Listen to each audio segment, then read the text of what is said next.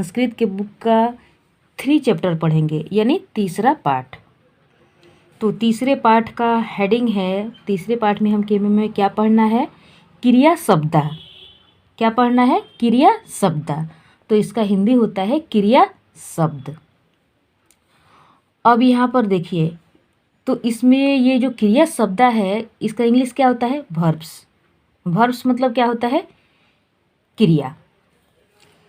तो अब चलिए समझ लेते हैं। अब यहाँ पर क्रिया जो है, तो यहाँ पे एक प्रश्न उठता है कि क्रिया किसे कहते हैं? तो किसी भी शब्द से किसी काम होने का बोध हो उसे हम क्या कहते हैं? क्रिया कहते हैं। अगर कभी भी लगे, किसी शब्द से लगे कि कोई कार्य हो रहा है, किसी कार्य होने का बोध हो, उसे हम क्या कहते हैं? क्रिया कहते हैं। तो यहाँ पर क्रिया क्लियर हुआ कि क्रिया किसे कहते हैं। अब चलिए देखते हैं। यहाँ पर लिख रहा है कि संस्कृत में क्रिया शब्दों में लिंग का भेद नहीं होता है। संस्कृत में क्या होता है कि क्रिया शब्दों में लिंग का भेद नहीं होता है। तो लिंग मैं पिछली वीडियो में बताई थी कि लिंग किसे कहते हैं, लिंग के कितने भेद होते हैं। तो अभी हम समझेंगे फिर इस वीडियो में भी कि लिंग के कितने भेद होते हैं। चलिए आगे पढ़ते हैं। यहाँ पुल्लिंग, स्त्रीलिंग एवं नपुंसकलिंग तीनों के लिए एक ही क्रिया शब्द का प्रयोग किया जाता है। तो ये कह रहा है कि स्त्रीलिंग हो या पुल्लिंग हो या नपुंसकलिंग हो, कोई भी लिंग हो, इसमें क्रिया शब्द का परिवर्तन नहीं होगा, कोई इसमें भेद नहीं आएगा, कोई भेदभाव इसमें नहीं होगा।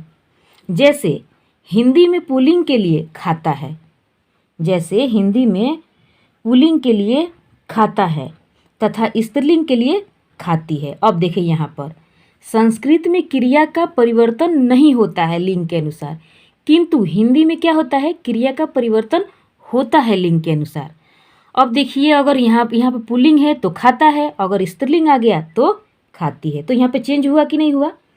अब देखिए, क्रिया शब्दों का प्रयोग किया जाता है, यानी यहाँ पर चेंज किया जाता है, किंतु संस्कृत में दोनों के लिए खादती क्रिया शब्द का प्रयोग किया जाता है। तो क्या होता है? अगर खाती है तभी भी खादती, अगर खाता है तभी भी खादती, यानी स्त्रीलिंग हो या पुल्लिंग हो, इसमें क्रिया का परिवर्तन नहीं होता है। तो किस में नहीं होता है? संस्कृत में। किंतु परिवर्तन किस में होता है? तो हिंदी में होता है। अगर स्त्रीलिंग में है तो खाती है, अगर पुल्लिंग है तो खाता है। क्लियर हुआ यहाँ तक? अब देखिए दूसरे में क्या लिखा है। दूसरे पॉइंट में हिंदी में 2 अथवा 2 से अधिक के लिए एक ही क्रिया का प्रयोग किया जाता है। तो अभी हम यहाँ पर समझें कि स्त्रीलिंग में क्या होता है? क्रिया का परिवर्तन नहीं होता है। अगर स्त्रीलिंग हो या पुल्लिंग हो, खाता है या खाती है, एक ही शब्द बनता है कि खादती। किंतु हिंदी में क्या है? परिवर्तन हो रहा है। अगर स्त्रीलिंग में जाता है तो खाती है, वही जो क्रिया का शब्द है वो खाती हो जाता है, और हिंदी में क्या होता है? खाता है। तो यहाँ तक क्लियर हुआ। किंतु अब देखिए यहाँ पे क्या कह रहा है कि यहाँ पर वचन को बदलने के लिए कह रहा है कि हिंदी में 2 अथवा 2 से अधिक के लिए एक ही क्रिया प्रयोग किया जाता है, जबकि संस्कृत में 2 और उससे अधिक के लिए अलग अलग क्रियाओं का प्रयोग किया जाता है। अब यहाँ पर वचन के अनुसार क्रिया का प्रयोग हो रहा है। किस में हो रहा है? तो संस्कृत में हो रहा है। किंतु हिंदी में क्या होता है? उसका परिवर्तन नहीं होता है, होता है लेकिन यहाँ पर परिवर्तन कम होता है। तो कम कैसे होता है? कि आप पिछले वीडियो में मैं बता चुकी हूँ कि जो वचन होता है वो हिंदी में 2 ही वचन होते हैं, एक वचन और बहुवचन। किंतु संस्कृत में कितने वचन होते हैं? तो 3 होते हैं, एक वचन, द्विवचन और बहुवचन। तो यही चीज़ यहाँ पे कह रहा है कि यहाँ पर क्रिया का परिवर्तन संस्कृत में होता है। तो 2 के लिए क्या है? यहाँ पर 2 खाते हैं के लिए संस्कृत में खादतः, तथा सब खाते हैं के लिए खादन्ति। तो क्या हुआ? एक अगर खाएगा तो खादती, अगर 2 खाते हैं तो खादतः, अगर 3 व्यक्ति कोई खाता है तो खादन्ति। तो यहाँ पर क्रिया का परिवर्तन हुआ है 2 बार तो किया जाता है, किंतु क्रिया का परिवर्तन हिंदी में एक ही बार किया जाता है, खाता है और खाते हैं। अब देखिए यहाँ पर देख लेते हैं। अब यहाँ पर एक वचन, द्विवचन और ये क्या है? बहुवचन। तो यहाँ पर अब हम फिगर के माध्यम से भी समझेंगे इसके वचनों के बारे में कि कैसे क्रिया का परिवर्तन वचन के अनुसार होता है। अब इसी के बारे में हम जानेंगे। तो यहाँ पर है, पहले लिखा है एक वचनम यानी एक वचन, फिर लिखा है द्विवचनम, तो द्विवचनम मतलब क्या होता है, द्विवचन। फिर है बहुवचनम यानी बहुवचनम मतलब बहुवचन। तो अब देखिए यहाँ पे है चलती, क्या है, चलती, ये संस्कृत का शब्द है। तो चलती मतलब क्या होता है, यहाँ पर चलती है, इसको इंग्लिश में क्या बोलेंगे, मूव्स, मूव्स मतलब चलती है। ये तो हुआ एक वचन, यानी यहाँ पर फिगर के माध्यम से भी देख रहे हैं कि यहाँ पर एक ही लड़की है जो चल रही है। अब देखिए यहाँ पर क्या है, दो हाथी का फिगर दिया हुआ है, और यहाँ पे क्या लिखा है, द्विवचनम, द्विवचनम मतलब दो वचन।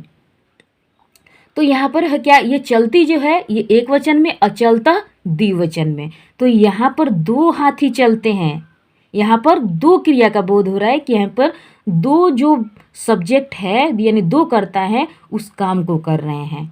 तो यहाँ पर क्या है, चलतः, तो ये हिंदी में क्या हुआ, दो चलते हैं। इससे बोध होता है कि इस क्रिया शब्द को हम देखेंगे तो इससे हमें बोध होता है इस शब्द को देखकर कि यहाँ पर दो व्यक्ति कोई काम कर रहा है। तो क्या है, यहाँ पर दो चलते हैं, तो इसको इंग्लिश में क्या बोलते हैं, टू मूव्स। अब देखिए यहाँ पर क्या लिखा है, बहुवचनम, तो यहाँ पर बहुत से शब्दों का बोध होता है, उसमें उसे क्या कहते हैं, बहुवचन कहते हैं। तो यहाँ पर देखिए चलंती, चलती, चलता, चलंती, तो यहाँ पर क्रिया का परिवर्तन हुआ। तो यही यहाँ पे कह रहा था कि संस्कृत में क्रिया का परिवर्तन होता है। तो यहाँ पर चलंती मतलब क्या होता है, बहुत से चलते हैं, यानी दो से अधिक कितने भी चलते हैं तो वो क्या होगा, बहुवचन यानी बहुत से चलते हैं। नंबर होता है, अगर सब्जेक्ट सिंगुलर नंबर में होता है तो वहाँ पर वर्ब में ई और एस का प्रयोग होता है। तो इसीलिए यहाँ पर ई और ई, यहाँ पे एस का प्रयोग हुआ है, किंतु यहाँ पे नहीं हुआ है। तो क्यों नहीं हुआ है, क्योंकि ये दोनों प्लूरल हो गए हैं। अब चलिए आगे बढ़ते हैं। अब यहाँ पर फिर वही चीज़ है, फिर फिगर के माध्यम से समझाना कि पतती, तो पतती मतलब क्या होता है कि पतती मतलब होता है यहाँ पर, अब देखिए यहाँ पे यही चीज़ है, पतती, पतती मतलब क्या होता है, गिरता है। तो यहाँ पर जो पेड़ बना है, पेड़ से देखिए एक पत्ता यहाँ पर गिर रहा है, तो पतती, यानी इस पतती शब्द से ये बोध हो रहा है कि यहाँ पर जो गिरने का काम हो रहा है या जो भी वस्तु गिर रहा है वो एक ही गिर रहा है।